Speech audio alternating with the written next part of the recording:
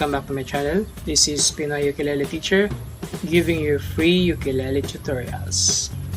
So for this video, I will be teaching you how to play Have You Ever Seen the Rain by Creedence Clearwater Revival on your ukulele. So first, grab your ukulele, tune it to standard tuning, and let's begin. So, una tayo sa mga chords na ginamit sa kanta. So, una tayo sa intro. So, sa intro, A minor, F, C, G. Okay? And for the strumming pattern sa intro, so sa A minor, pwedeng down, up, down. Okay? Sa first part. Okay?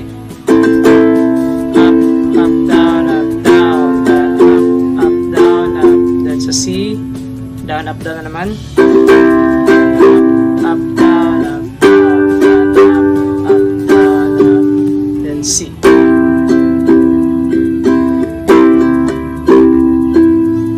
Okay, so ganyan. Then sa verse na chords, C, G, C, then bago mag-chorus ay C7.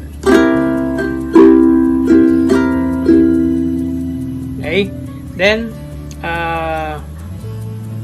starting pattern sa verse, then throughout the song pwede na rin down, down, up, down, up, down, down, up, down, up, down, up, down.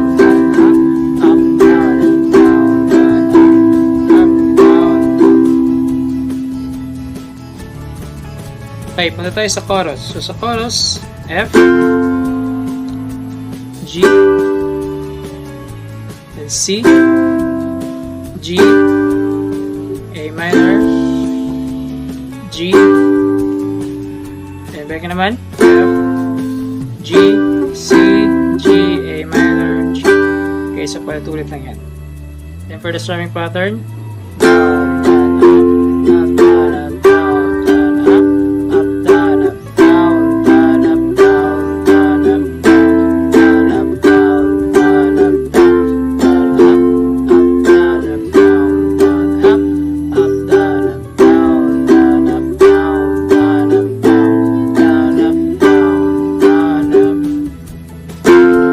So ganyan.